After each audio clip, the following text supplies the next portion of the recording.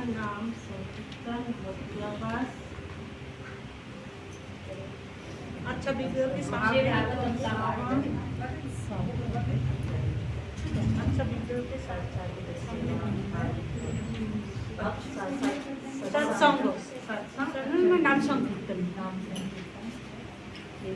भक्तिवास श्री भागवतम का पाठ करना, इसी बात में मथुरावास आचार्य विद्या की सेवा करना, भक्तों की सेवा करना, हरे कृष्ण का मंत्र करना। ऐसा लगता है जैसे आप सब पहली बार क्लास में आए हैं। शर्म आती है मतलब आती है ना, आनी चाहिए। सच में शर्म आती है। नहीं, सच में आनी भी चाहिए कि ये पढ़ाते पढ़ाते तो मेरे को लगता है मैं पिछले 15 साल से पढ़ा रही हूँ ये सब कुछ। इसका मतलब जितने समय से आप लोग आ रहे हो उतने समय से ही पढ़ रहे हो, है ना। कितनी बार, हजारों बार ये रिपीट होता है कि भक्ति के 64 अंगों में से 5 मुख्य अंग हैं। वो 5 मुख्य अंग कौन से हैं? सबसे पहला नाम जप, दूसरा साधु संग, तीसरा श्रद्धाए श्री मूर्ति सेवा, और चौथा भागवत श्रवण, और 5वां मथुरावास, है ना। 5वां मथुरावास। ये 5 हमने अभी पिछले चैप्टर में भी पढ़े हैं। 5 पहले तो हमने 64 पूरे अंक पढ़े हैं, लेकिन 5 ये है कि 5 को हमें अपने पूर्ण रूप से दृढ़ता लेकर के आनी है। तो जब हमें 5 अंग ये पता ही नहीं होंगे तो कैसे हम इसमें दृढ़ता लेकर के आएंगे, है ना। पहले तो पता होने, टिप्स पे होने चाहिए कि हाँ ये करना है, हमें भक्तों का संग करना है, हमें नाम जप करना है, हमें भागवत श्रवण करना है, हमें मथुरावास करना है, हमें श्रद्धाए श्री मूर्ति सेवा करनी है। तो ये टिप्स पे होने चाहिए, तभी तो हम इसको प्रैक्टिस करते हैं। कृष्णा कॉन्शियस हम प्रैक्टिस कर रहे हैं। हम कहते हैं ना, हम अभी भक्त नहीं बने हैं, अभी हम कृष्णा कॉन्शियस प्रैक्टिस कर रहे हैं, है ना। प्रैक्टिस क्या कर रहे हैं? किस चीज की प्रैक्टिस कर रहे हैं? कोई हमें रोटी तो बनानी नहीं है, ना ही कोई स्टिचिंग करनी है। किस चीज की प्रैक्टिस कर रहे हैं? इसी चीज की प्रैक्टिस कर रहे हैं हम, कि हम कैसे अच्छे से नाम जप कर पाए, अच्छे से साधु संग कर पाए। अच्छे से नाम जप का अर्थ क्या है? सुने और बोले और सुने का, बोले और सुने, और एकांत में बैठ करके अपना ध्यान लगाते हुए। वो बोले और सुने का अर्थ क्या है? जब हम बोलते हैं और सुनते हैं तो ध्यान ऑटोमेटिकली लग जाता है, क्योंकि ध्यान किसमें है? सुनने में है। आप करके देखिए, आप किसी चीज को अगर सुनना चाहते हैं, कोई 2 लोग वहां दूर बात कर रहे हैं और आप चाहते हो कि आप उनकी बात को सुनो, तो अगर आपने उस सुनने के लिए कान लगाए हैं तो आपको अपना ध्यान और जगह से हटा करके उस पे पर्टिकुलरली लगाना पड़ेगा जिस बात को आप सुनना चाहते हैं, है ना।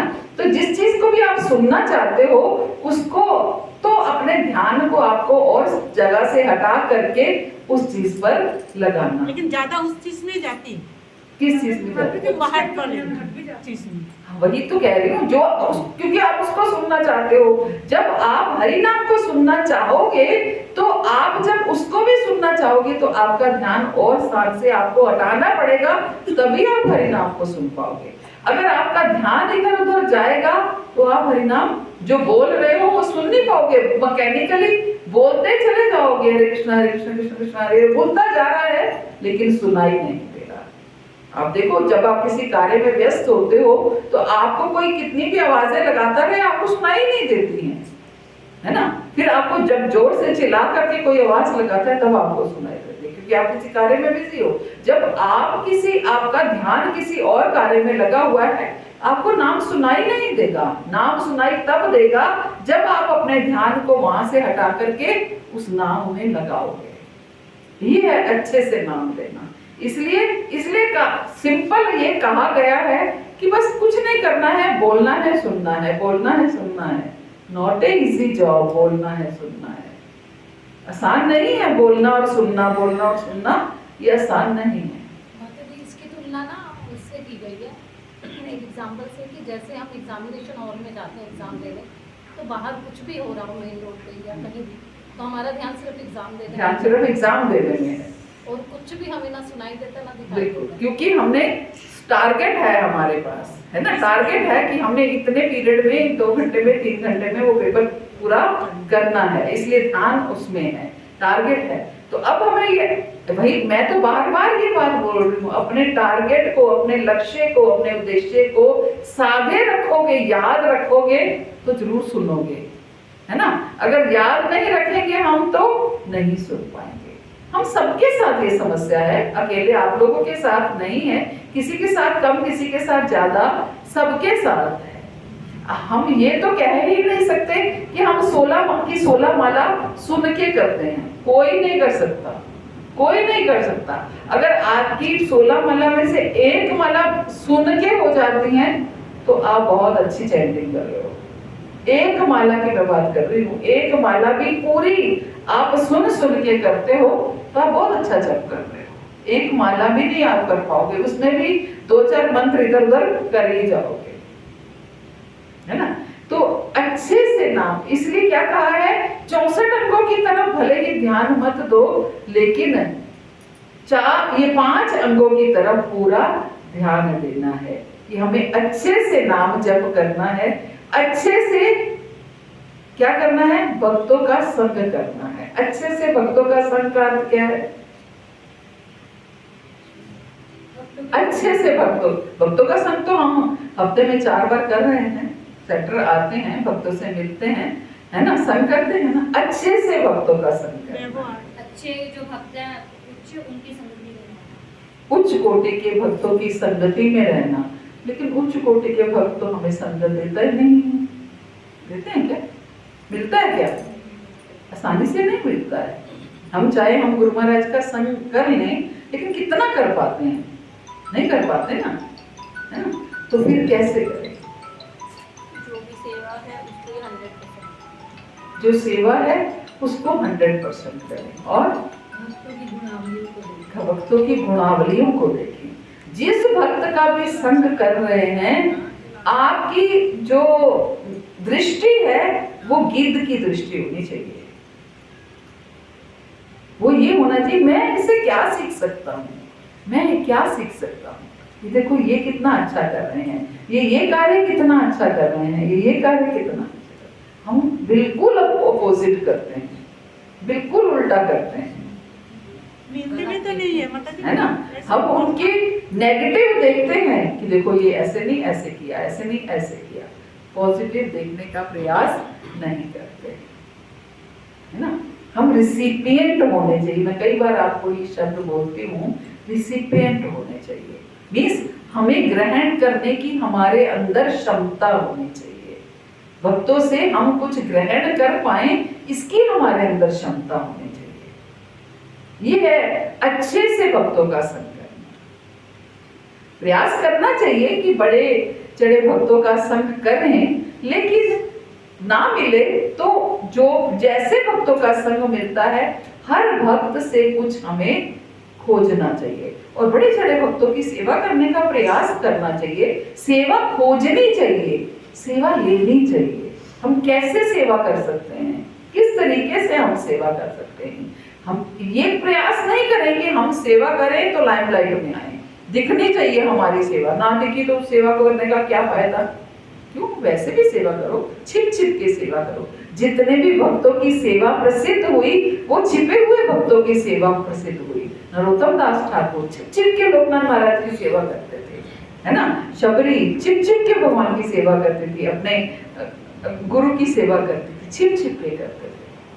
छिप छिप के हम सेवा कर सकते हैं किसी तरीके से भी, कि पता भी ना चले हम सेवा करें। लेकिन हमारे अंदर भावना क्या होती है कि हम सेवा करें तो कम से कम पता तो चले कि हमने ये सेवा करी है। किसी ना किसी तरीके से हम उस सेवा को सुनाएंगे जरूर कि हमने ये सेवा की। कोई लाभ नहीं है, वो सेवा नहीं है ना। तो इस तरीके से हमें साधु संग करना है, अच्छे से साधु संग करना है, अच्छे से नाम जप, अच्छे से साधु संग, अच्छे से भागवत श्रवण करना है, अच्छे से भागवत श्रवण। अच्छे से भागवत श्रवण का अर्थ क्या है, पूरा ध्यान भागवतम सुनने पूरा ध्यान लगा करके, ये नहीं कि फोन में लगा दिया कि ठीक है मेरा नाम तो आ गया, माता जी देख लेंगी मैं क्लास अटेंड कर रही हूँ, है ना, वो उसका कोई लाभ नहीं है। ठीक है, माता जी प्रसन्न हो जाएंगे कि चलो आज इतने लोगों ने सुना, आज इतने लोगों ने सुना, वो प्रसन्न क्यों होंगी, ये नहीं कि उनको ज्यादा लिसनर्स चाहिए, कि चलो मैं अगर आज्ञा का पालन कर रही हूँ, प्रचार करने का प्रयास कर रही हूँ, मैं तो लोगों को उससे कुछ लाभ हो रहा है, भले ही हो रहा है या नहीं हो रहा, लेकिन कम से कम माता जी प्रसन्न हो जाती हैं कि हाँ चलो लोग सुन रहे हैं, है ना। अच्छे से हमें भागवत श्रवण करना है, एक एक शब्द को सुन करके उसको समझने का प्रयास करना है ना, समझने का। अगर हम समझने का प्रयास करेंगे तो प्रश्न निकल करके आएंगे, बुद्धि में कुछ ना कुछ आए, भले ही प्रश्न पूछने लायक ना निकल करके आए, लेकिन ऐसे मन में आएगा जरूर, उनको और क्लैरिफाई करना और समझ में आना, है ना। अच्छे से भागवत श्रवण करने चाहिए। और चौथा आचार्य विग्रह की सेवा, धामवास, है ना, धामवास। अब धामवास कैसे अच्छे से कर सकते हैं, अच्छे से धामवास करना है। भक्तों में दोष नहीं देखना है, वहाँ पे भक्त और जो रहेंगे भक्तों में देव दोष नहीं देखना है, धाम में गंदगी नहीं देखनी है, और धाम में जाकर भी श्रवण की लालसा रखनी है। ये आंखों को वो नहीं करना है, तो क्या कहते हैं, आंखों की एक्सरसाइज, आंखों की एक्सरसाइज नहीं करनी है। धाम जाइए, भले ही एक मंदिर में जाइए, लेकिन जाकर के बैठिए वहां पर तसल्ली से, नाम जप कीजिए, भजन कीजिए, कोई सुनाने वाला है तो सुनिए उनसे। ब्रजवासियों से जाकर के सुनना इतना आनंददायक होता है कि आप सोच ही नहीं सकते। आप कितनी भी किताबें पढ़ ले, वो आप पढ़ाई नहीं कर सकते जो उनके मुख से सुन सकते हैं। मैं वहां जाती हूँ अक्सर, खासतौर से राधा श्याम सुंदर मंदिर के सामने जो नथनी खोने वाला स्थल है, वो बना, जहाँ राधा रानी की नथनी खोई थी, तो वो स्थल नूपुर, नथनी नॉट नथनी, नूपुर, क्या उसको नाम क्या बोलते हैं, राधा श्याम सुंदर मंदिर वृंदावन में, उनके बिल्कुल सामने नूपुर, पायल, नूपुर का खोने का स्थान, खोने को क्या बोलते हैं मुझे शब्द याद नहीं आ रहा। तो राधा रानी का नूपुर खोया था ना, ये पता है ना कथा आप लोगों को, नूपुर खोया था राधा रानी का, तो श्यामानंद पंडित को वो मिला था नूपुर, तो उन्होंने वो नूपुर किसी को दिया नहीं था। तो वो जो स्थान है जहाँ राधा रानी का नूपुर खोया था, वो राधा श्याम सुंदर मंदिर के सामने है। नूपुर अंतर्धान है, हाँ ऐसा कुछ नाम है, नूपुर अंतर्धान स्थली या कुछ ऐसा है, कच्चा बना हुआ है, एकदम कच्चा। शत्रुघ्न जी आपको लेके गए थे ना वहाँ, तो आप वहां जाके कितने सुंदर उन्होंने कथा सुनाई, इतने सुंदर वो ब्रजवासी सुनाते हैं कि आप किताबों में वो पढ़ ही नहीं सकते, पढ़ ही नहीं सकते। ऐसे बहुत सारी जगह पर है।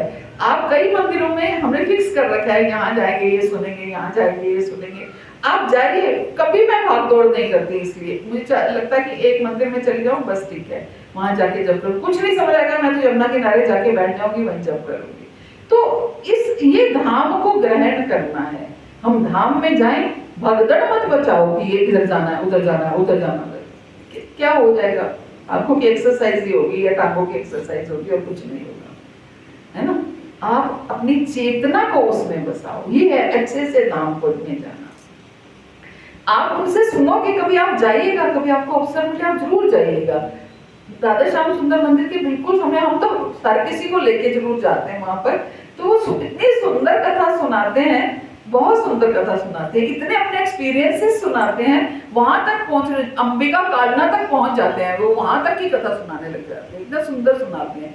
तो जो उनको वो रियलाइजेशंस हैं उनकी, वो हम किताबों में नहीं पढ़ सकते, जो उनके भाव है वो हम बुक्स में नहीं पढ़ सकते। इसलिए धाम में जाने का मतलब है आप ब्रजवासियों से, धाम वासियों से जाकर के सुनो, है ना। वहां की गंदगी मत देखो, वहां खाने पीने के स्टॉल मत देखो, वहां केवल सुनो और आनंद लेने के लिए जाओ। दर्शन करो, ठीक है, दर्शन करना बहुत अच्छी बात है, दर्शन करो, लेकिन ज्यादा भगदड़ मत मचाओ। एक मंदिर, दो मंदिर, जहाँ जितना आपके पास समय हो वहां जाके भजन करो। पहले मैं शुरू में जब मैंने ट्रिप ले जाने शुरू किए थे, तो मैं ये टेम्पो ट्रेवलर्स 19 सीटर 21 सीटर जो आती थी उसमें लेके जाती थी मैं। और हम क्या करते थे, हर जगह पर जाकर के पहले एक माला करते थे, एक माला करते थे, फिर जो लोग पुराने हैं वहां एक माला करते थे, तभी उस मंदिर से हिलते थे। ज्यादा मंदिर कवर नहीं करते थे, बस वहां बैठ कर एक माला करना, वहां की कथा सुनाना, फिर दूसरे मंदिर में जाना। हर मंदिर में हमने एक माला जरूर करनी। तो इस तरीके से हम भगवान रिवील हो सकते हैं, भगवान हमारे प्रकट हो सकते हैं, हमें जन्मा सकते हैं अपने आप को। ये है अच्छे से धाम वास करना। वहां जाकर सेवा करो, वहां गंदगी देखो मत, गंदगी साफ करो।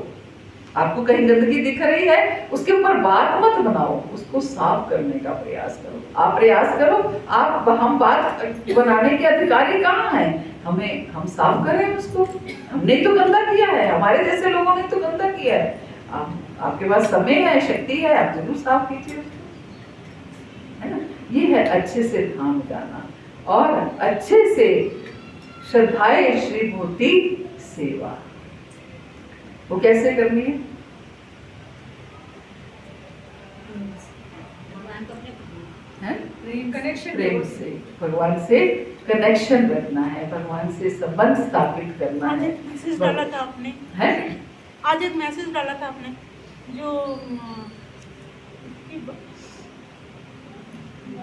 आप बोल लीजिए, मैं निकाल देती हूँ। तो अच्छे से हमें भगवान के साथ संबंध स्थापित करना है, उनसे बातचीत करनी है, शेयरिंग करनी है। आप कहीं भी जाएं उन्हें बता करके जाएं, हम यहाँ जा रहे हैं, इतनी देर में आएंगे। आप तब तक आपको रेस्ट करना है, आप रेस्ट करो, आपको घूमना है आप घूमो, लेकिन इतनी देर से पहले हम नहीं आ पाएंगे।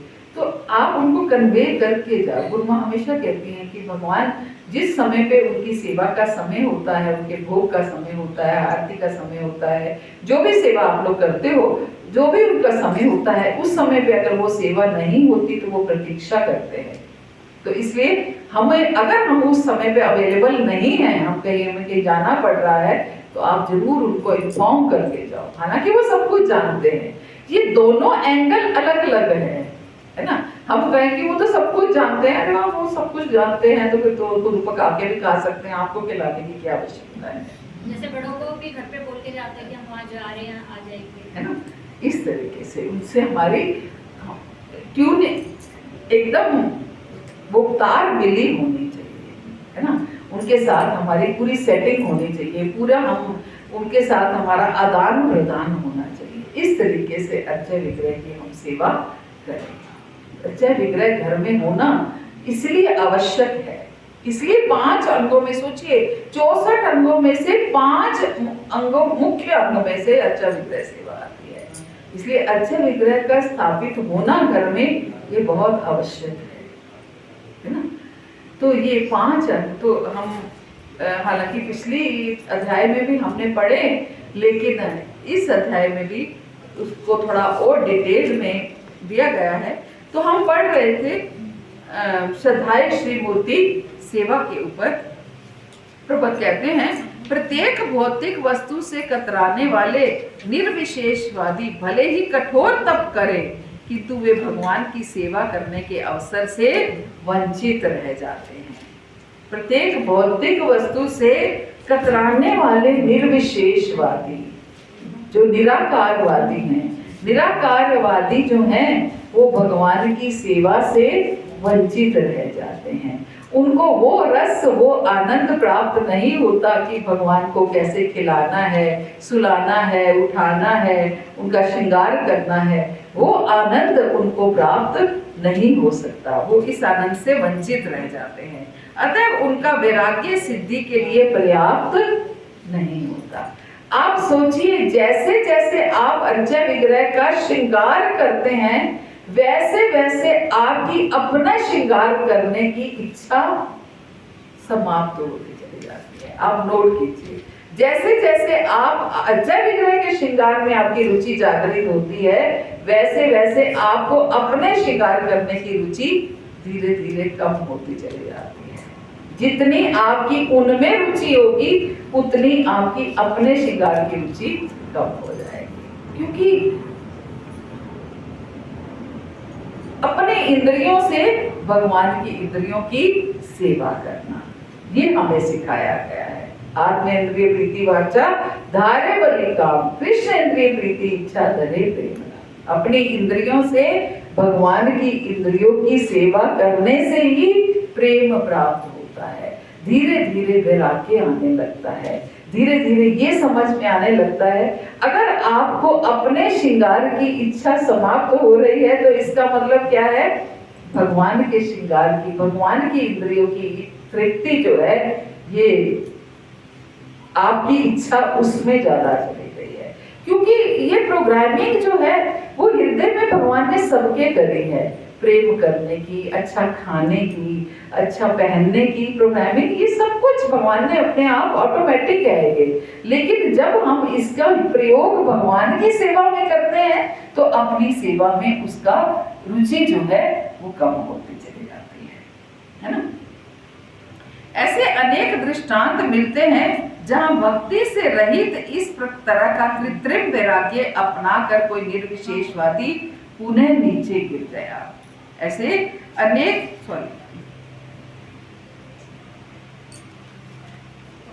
इस प्रकार से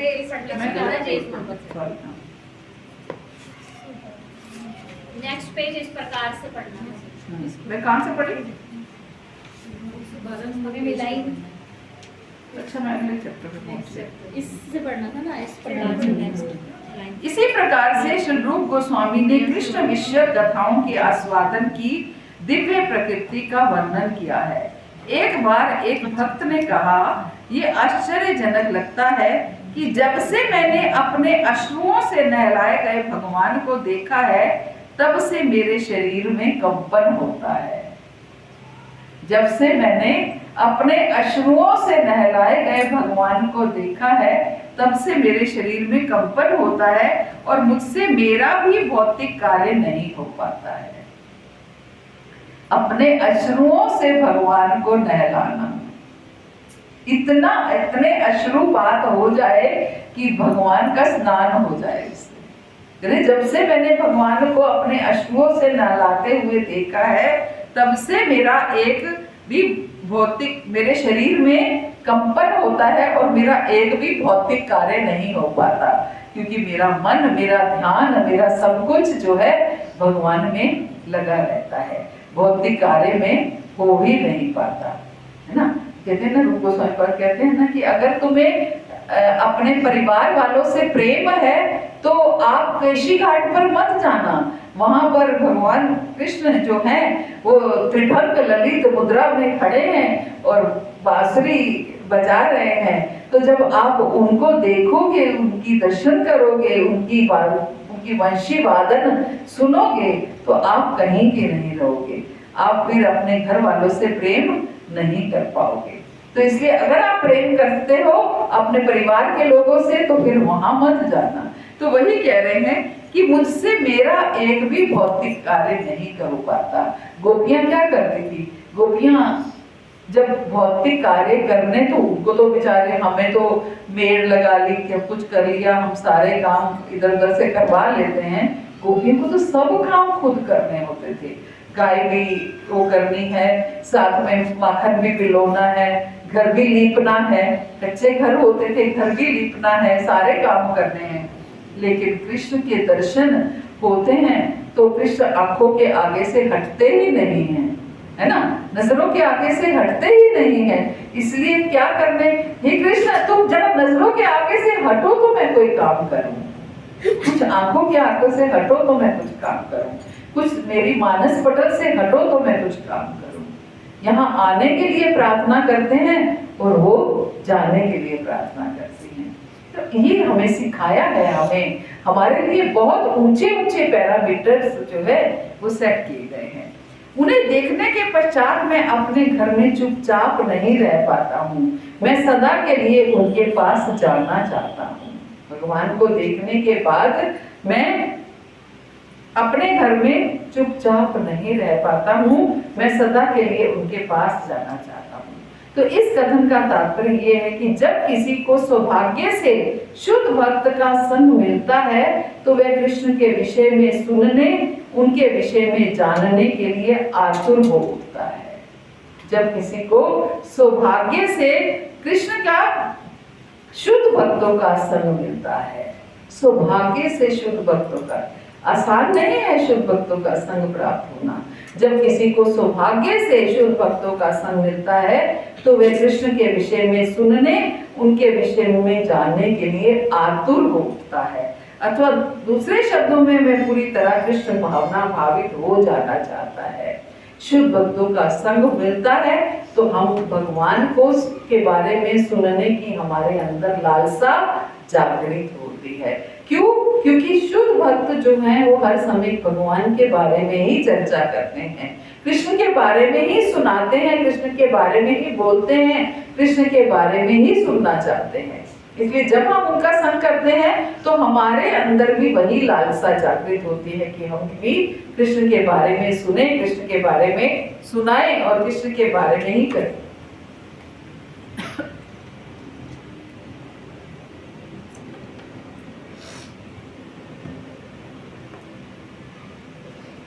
इसी प्रकार महामंत्र के श्रवण तथा कीर्तन के विषय में एक कथन है, कहा जाता है कि संत गण कृष्ण का निरंतर यशोगान करने वाले भक्त नारद के हाथ की वीणा के झंकृत तारों को सुन सके। महामंत्र के श्रवण तथा कीर्तन के विषय में ये कहा जाता है कि संत गण कृष्ण का निरंतर यशोगान करने वाले भक्त नारद के हाथ की वीणा के झंकृत तारों को सुन सके। अब वही ध्वनि मेरे कानों में प्रविष्ट हो चुकी है और मुझे परम पुरुष की उपस्थिति का निरंतर आभास हो रहा है। धीरे धीरे मैं समस्त भौतिक भोग के प्रति सारी आसक्ति से विहीन होता जा रहा हूँ। जब हम हरे कृष्ण महामंत्र को सुनते हैं तो ऐसा महसूस होना चाहिए कि जैसे नारद जी अपनी वीणा को झनकार रहे हैं। धीरे धीरे हमारे अंदर वो शब्द जाने चाहिए और वही वाणी जब मेरे कानों में प्रविष्ट हो चुकी है और मुझे परम पुरुष की उपस्थिति का निरंतर आभास हो रहा है। जब हरे कृष्ण महामंत्र का जप करें तो हमें ये आभास होना चाहिए कि भगवान हमारे जीवा पर है, भगवान हमारे साथ में है, हम भगवान की सेवा कर रहे हैं। ये कैसे आभास होगा? क्या जप करते करते आप कभी बीच में भगवान से बातचीत करते हैं क्या? ये तब आभास होता है जब हम जप करते करते भी बीच में बात करते हैं कि कहाँ ध्यान को ले जा रहे हो, कहाँ भटका रहे हो, मुझे आपके पास रहना है, मुझे आप अपने चरणों में लगाओ, मेरे ध्यान को अपने चरणों में लगाओ। मैं नहीं जानती कैसे लगाना है, ये आपका काम है ना?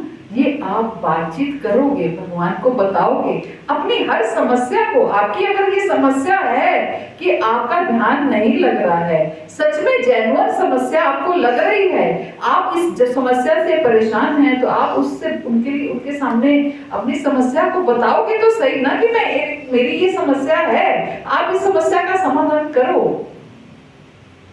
है ना? अगर हमें लगता है कि हमारी ये समस्या है कि हम जप करते हुए भटक रहे हैं तो भगवान से हमें वो समस्या जप करते हुए ही डिस्कस करनी है, ताकि आप अपने ध्यान को वापस खींच करके ला पाओ और उसमें भगवान आपकी मदद करेंगे।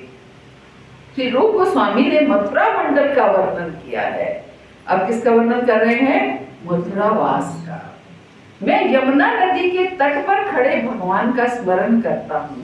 वे कदम के वृक्षों के बीच में अत्यंत सुंदर लगते हैं।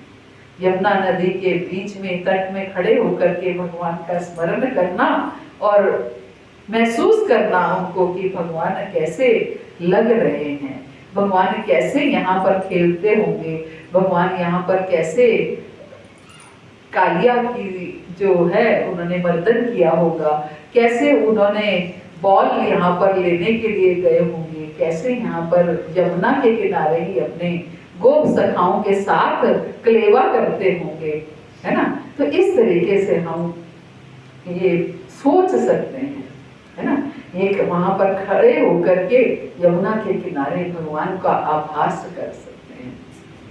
यही तो भक्त चाहता है, और क्या चाहता है।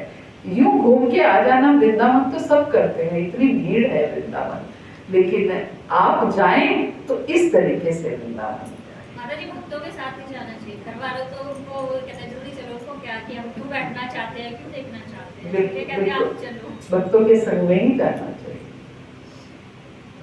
यमुना का किनारा हो, एक निर्मल धारा हो,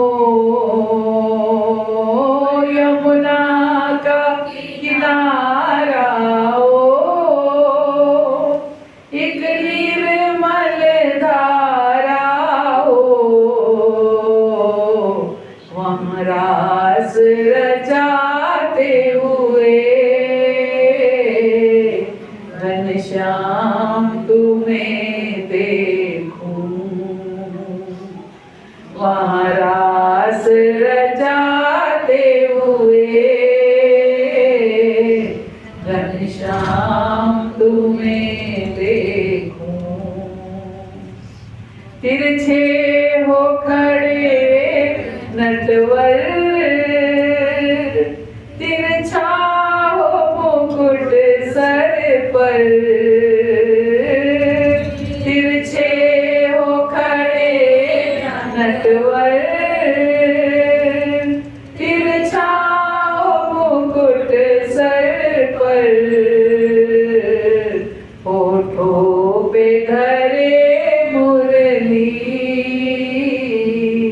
घनश्याम तुम्हें देखूं, होठों पे धरे मुरली, घनश्याम तुम्हें देखूं। ये इच्छा रखनी है कि मैं वृंदावन आऊं तो आप मुझे दिखने चाहिए, वहां खड़े हुए दिखने चाहिए। आगे क्या कहते हैं, मैं यमुना नदी के तट पर खड़े भगवान का स्मरण करता हूँ। वे कदम के वृक्षों के बीच में अत्यंत सुंदर लगते हैं, जहाँ उद्यानों में अनेक पक्षी चहचहा रहे हैं। ये सभी स्मरण मुझे सदैव सौंदर्य तथा आनंद की दिव्य अनुभूति प्रदान करते हैं। रूप गोस्वामी द्वारा वर्णित मथुरा मंडल तथा वृंदावन की अनुभूति अभक्तों तक को होती है। रूप गोस्वामी द्वारा वर्णित जो मथुरा मंडल की जो है, अभक्त भी उनको महसूस कर सकते हैं। मथुरा जिले के 84 वर्ग मील के अंतर्गत आए स्थान यमुना नदी के तट पर इतने सुंदर ढंग से स्थित है कि एक बार वहां जाने वाला इस भौतिक जगत में फिर लौट कर आना नहीं चाहता। बहुत से ऐसे लोग भी आपको मिलेंगे जो वैसे चाहे भक्त नहीं है, लेकिन वृंदावन जाते हैं तो कहते हैं वृंदावन से आने की इच्छा नहीं होती।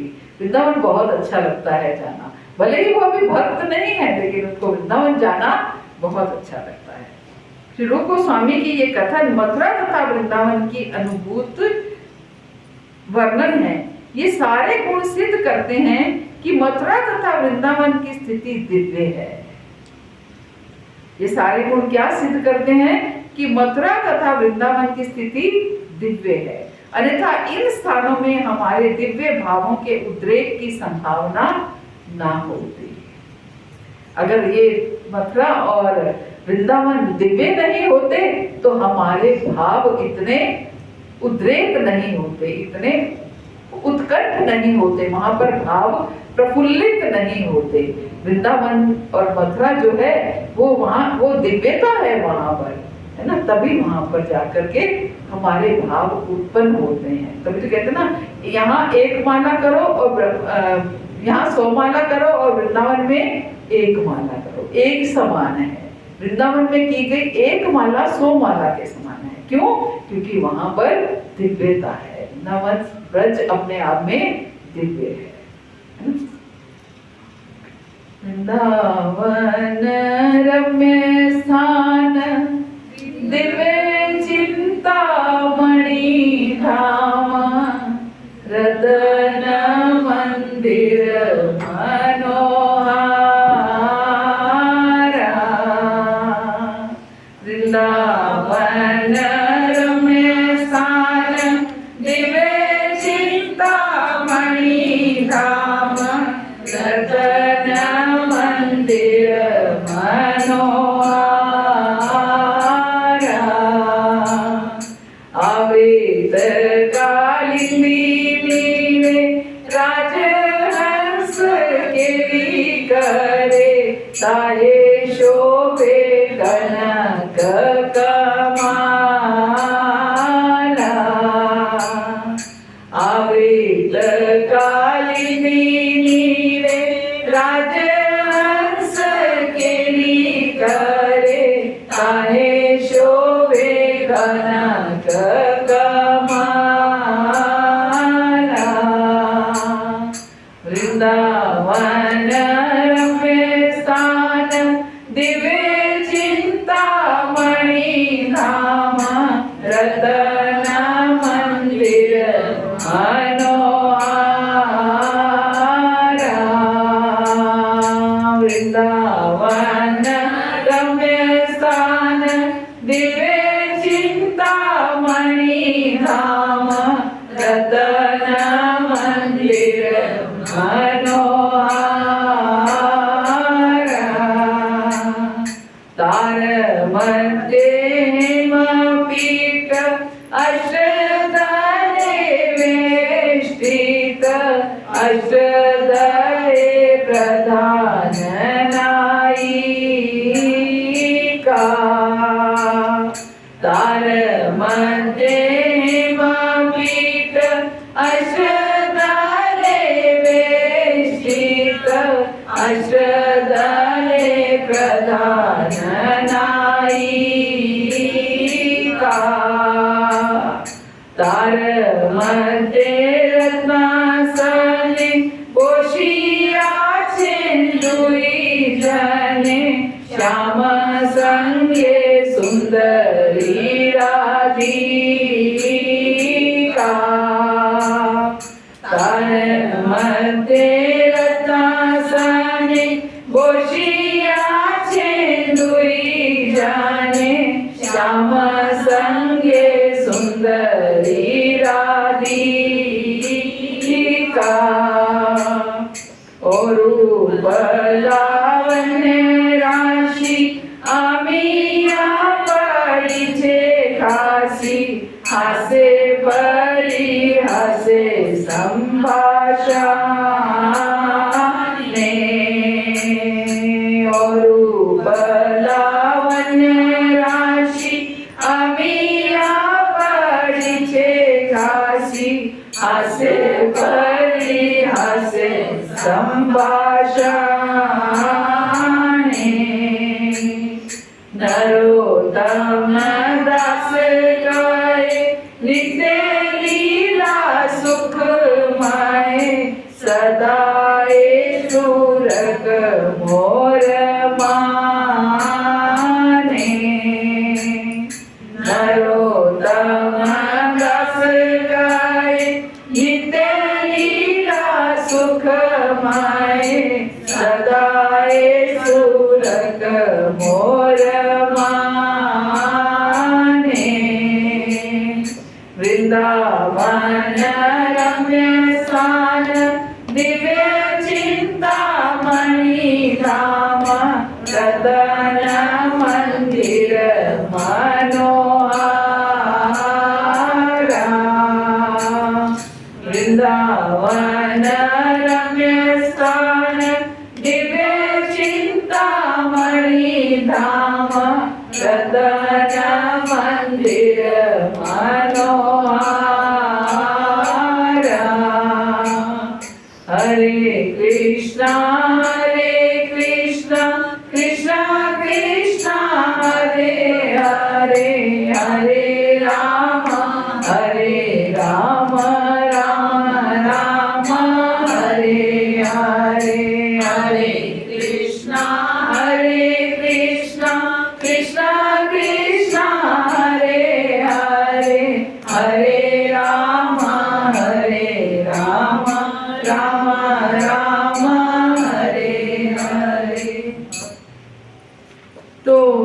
मथुरा और वृंदावन की स्थिति जो है वो दिव्य है।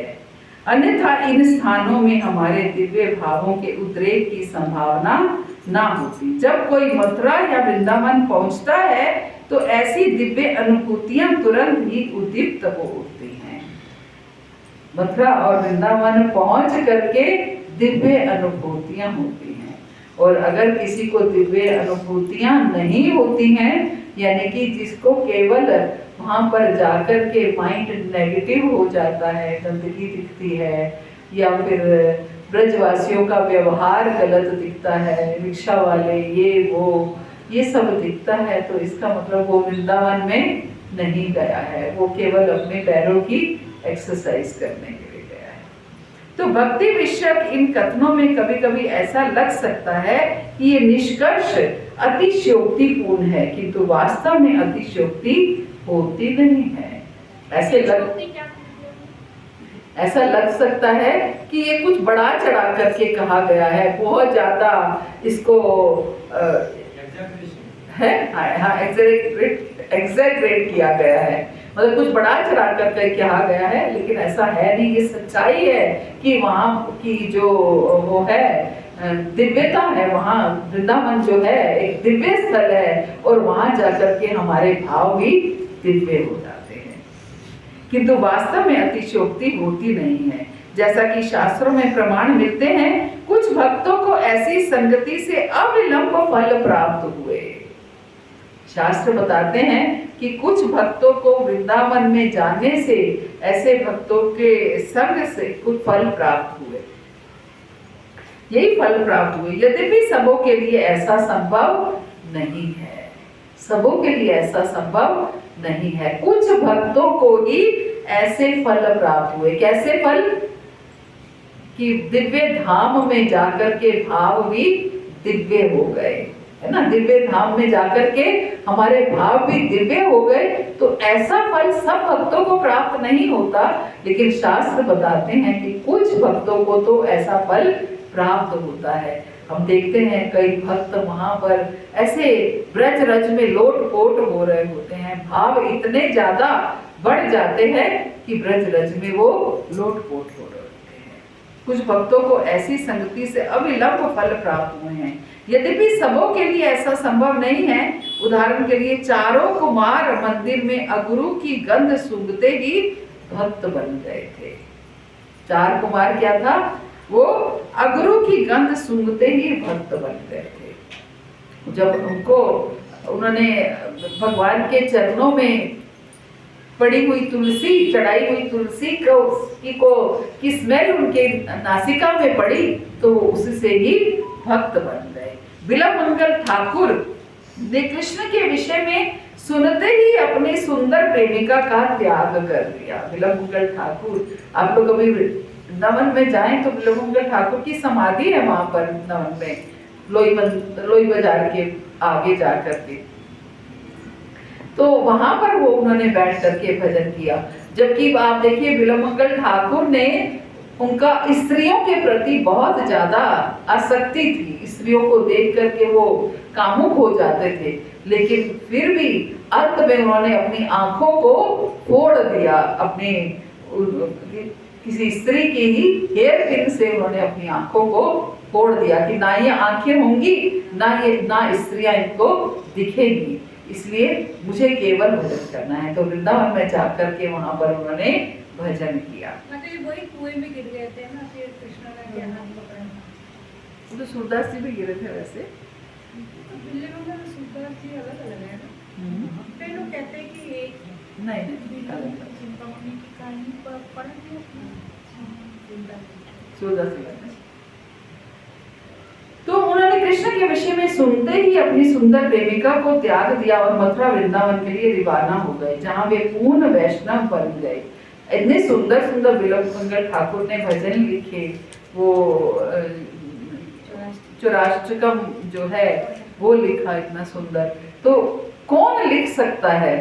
भक्त कहते हैं ना कवि हो जाता है। ऐसे भक्त जो कवि हो सकते हैं। मेरे जैसे को तो कुछ नहीं लिख सकती मैं, कुछ भी। ऐसे कथन ना तो अतिरंजित है ना ही कहानियां हैं। ये स्टोरीज नहीं है, अतिशयोक्ति नहीं है, ये रियल स्टोरीज हैं, सच में ऐसा हुआ है और बहुत पुरानी नहीं है, कलयुग की कथाएं हैं, है ना, कलयुग की कथाएं हैं। सोचिए कलयुग में भी ऐसे भक्त हुए हैं, तो हम क्यों नहीं हो सकते, है ना, हम क्यों नहीं हो सकते। ये वास्तविक तथ्य है, किंतु कुछ एक भक्तों के लिए ही सही है और सबों पर अनिवार्यता लागू नहीं होते। कुछ गिने चुने भक्त होते हैं जिन्होंने पिछले जीवन में अपनी भक्ति कंप्लीट करने में थोड़ा सी रह गई, अधूरी रह गई, तो वो अपनी भक्ति संपूर्ण करने के लिए आते हैं। यदि एक कथन अतिरंजित लगे तो भी हमें अपना ध्यान नश्वर भौतिक सौंदर्य से कृष्ण भावनामृत के नित्य सौंदर्य की ओर मोड़ने के लिए उन्हें यथारूप मान लेना चाहिए, है ना। अगर ये कथन ऐसा लगे कि ये कहाँ हो सकता है, कौन ऐसा कर सकता है, अपनी आंखों को पिन से फोड़ना, ये कोई कर सकता है क्या, ये तो सब झूठी कहानियां हैं। जब चाहे झूठी लगे, चाहे ऐसा लगे कि अतिशयोक्ति है, फिर भी आप इनको सच मान करके इसके ऊपर काम करना शुरू कर सकते हैं। हम अपने इनको यथारूप मान लेना चाहिए और व्यक्ति पहले ही कृष्ण भावनामृत के संपर्क में है, उनके लिए वर्णित फल असामान्य नहीं है। हम इनको सच मानेंगे तो हम भी इसको अपने जीवन में अपनाने का प्रयास करेंगे, भले ही वो झूठ हो, लेकिन हमें उसको सच मान करके ही अपने जीवन में अपनाना है। झूठ होता तो यहाँ तक नहीं आते, क्योंकि हम लोग, लेकिन जो भक्त नहीं है उसको ये भी कह सकते हैं, ये तो ऐसे किताबी बातें हैं, ये तो किताबों में लिखी हुई हैं, ये कहाँ है, ऐसा कैसे हो सकता है, ये भी कभी होता है। बहुत सारी बातें हो सकती हैं, भले ही झूठी हैं, लेकिन आपको सच मानने से अगर लाभ हो रहा है तो आप उसको सच मानो ना। आपको सच मानने से लाभ होगा ना, आपकी भक्ति बढ़ेगी, तो आप उसको सच मान लो, है ना। कुछ विद्वानों का तर्क है कि वर्ण तथा आश्रम के नियमों का पालन करने मात्र से मनुष्य उन सिद्धियों को पा सकता है। कुछ विद्वानों का तर्क है कि वर्ण तथा आश्रम के नियमों का पालन करने मात्र से मनुष्य उन सिद्धियों को पा सकता है जिन्हें भक्ति के अभ्यास से प्राप्त किया जाता है, किंतु आचार्य का ये तर्क मान्य नहीं है। चैतन्य महाप्रभु ने भी इस विचार की भत्सना रामानंद राय से भक्ति के क्रमिक विकास के विषय में बातें करते हुए की है। जब रामानंद राय ने वर्णाश्रम धर्म का विचार उनके समक्ष रखा तो उन्होंने उसे अस्वीकार कर दिया। उन्होंने कहा कि वर्ण तथा आश्रम की ये प्रगति केवल बाह्य है, इससे भी अधिक ऊंचा एक और सिद्धांत है। भगवद गीता में भी भगवान कहते हैं कि मनुष्य उत्थान के अन्य सारे सिद्धांतों को त्याग कर कृष्ण भावनामृत की विधि को ग्रहण करे, इससे जीवन की सर्वोच्च सिद्धि प्राप्त करने में सहायता मिलेगी। क्या समझ में आया?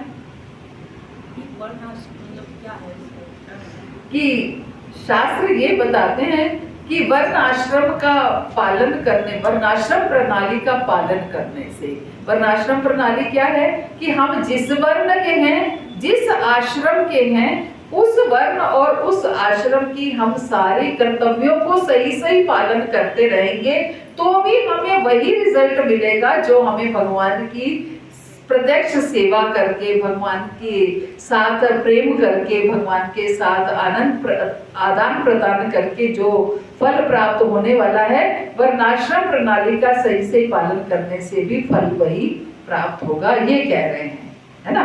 वर्णाश्रम प्रणाली का पालन कैसे कर सकते हैं कि जैसे मैं ग्रस्त हूँ तो मुझे अपनी गृहस्थी का अच्छे से पालन करना है, लेकिन वर्णाश्रम प्रणाली ये कहती है कि गृहस्थ मीन्स केंद्र बिंदु भगवान होने चाहिए, है ना।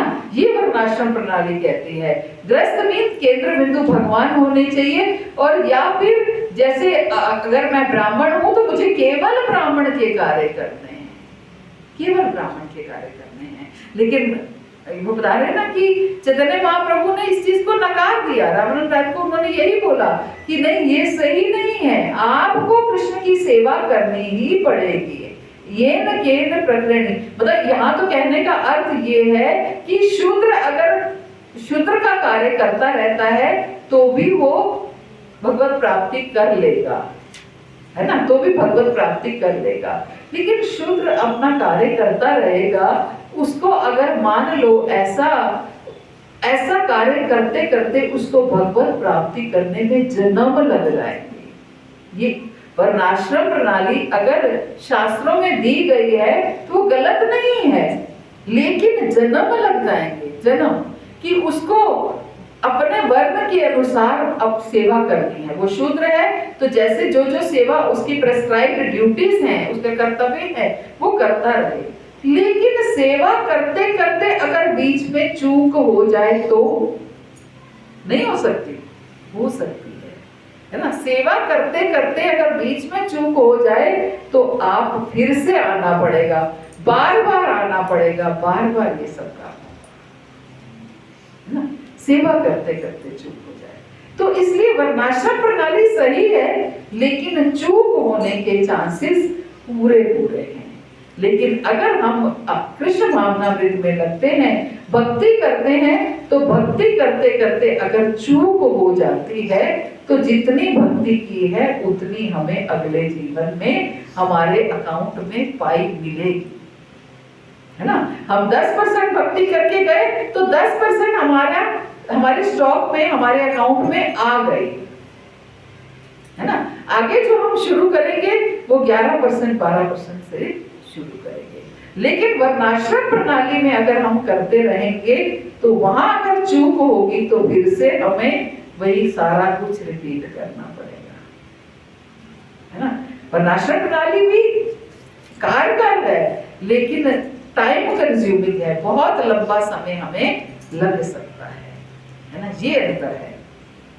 श्रीमद् भागवत में भगवान स्वयं कहते हैं, जब तक मनुष्य मेरी लीलाओं तथा कार्यों को सुनने के लिए स्वतः जनित अनुराग विकसित ना कर ले, तब तक वह वर्ण तथा आश्रम के नियत कर्तव्यों को संपन्न, जब तक वो मेरे प्रति अनुराग विकसित ना कर ले तब तक वह वर्ण तथा आश्रम के नियत कर्तव्यों को संपन्न करे। फिर जब तक भगवान के बारे में पता नहीं चलता, उनसे प्रेम करने के बारे में नहीं पता चलता, हमें क्या करना है, कृष्ण भावनामृत क्या है, कृष्ण भक्ति क्या है, हमें कैसे भगवान की सेवा करनी है, कौन से वो अंग है जिनको हम अपना करके भगवान की सेवा कर सकते हैं। तो क्या कह रहे हैं भागवत में, प्रभुपाद कहते हैं कि तब तक वर्णाश्रम प्रणाली का हम पालन हमें करते रहना चाहिए, जब तक कि हमें भगवान से अनुराग ना हो जाए, तब तक हमें वर्णाश्रम प्रणाली का भी काम करते।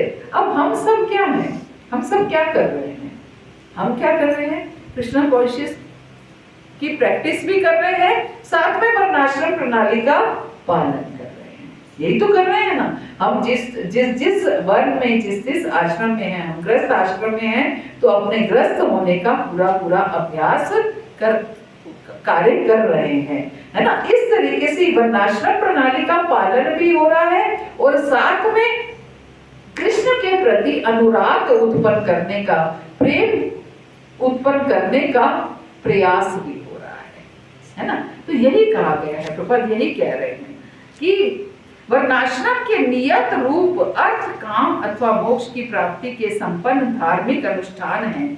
ये सारी बातें उन व्यक्तियों के लिए संस्तुत की जाती हैं जिन्होंने कृष्ण भावनामृत विकसित नहीं किया है। वर्णाश्रम प्रणाली के अनुसार धर्म, अर्थ, काम, मोक्ष ये उनके लिए है जिन्होंने कृष्ण भावनामृत अर्जित नहीं किया है, जिन्होंने प्रेम पंचम पुरुषार्थ, जिनको ये समझ ही नहीं आया है, वो अभी 4 पुरुषार्थ में लगे हुए हैं, धर्म, अर्थ, काम, मोक्ष, इन 4 पुरुषार्थों में लगे हुए हैं। प्रेम पंचम पुरुषार्थ है, ये अभी उनको, जिनको ज्ञान नहीं हुआ, उनको 4 पुरुषार्थों में लगे रहना चाहिए। लेकिन अगर हमें सौभाग्य से, हमें भक्तों की कृपा से प्रेम पंचम पुरुषार्थ के बारे में ज्ञान हुआ, तो हमें पंचम पुरुषार्थ की ओर का अभ्यास करना चाहिए। फिर धर्म, अर्थ, काम, मोक्ष की आवश्यकता नहीं है। जब हम पंचम पुरुषार्थ के लिए कार्य करेंगे तो पहले के 4 पुरुषार्थ अपने आप हो जाएंगे। हम भगवान से प्रेम करने के लिए अगर कार्य करेंगे, प्रैक्टिस करेंगे, तो धर्म भी अपने आप हो जाएगा।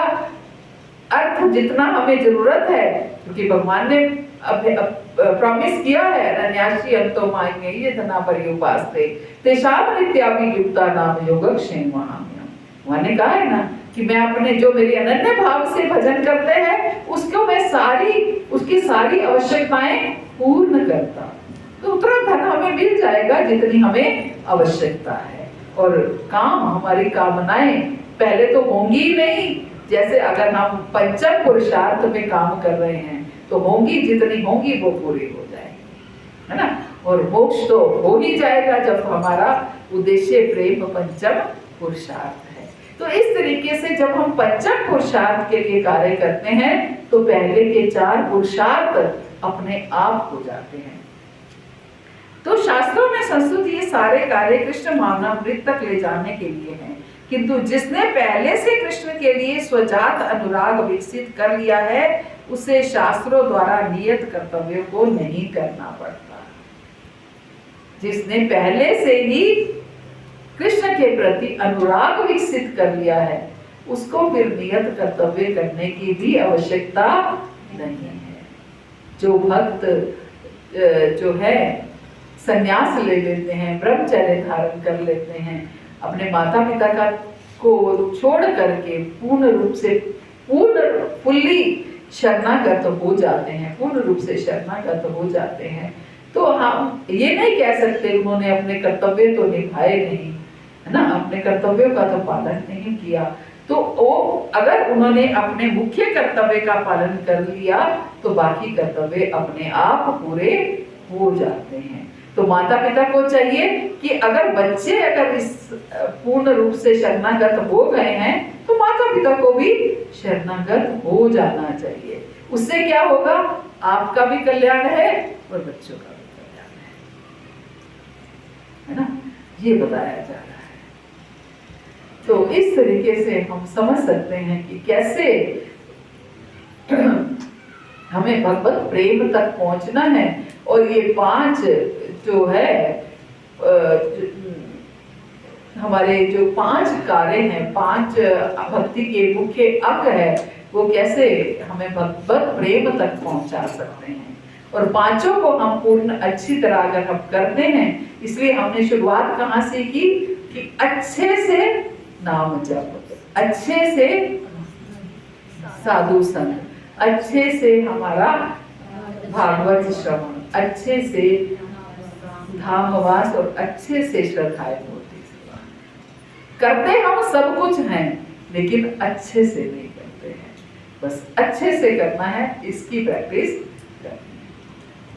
हरे कृष्णा। श्री प्रभुपाद की जय, गुरु महाराज की जय। आप सब तो किसी का कोई प्रश्न है तो ये जो आखिरी वाक्य है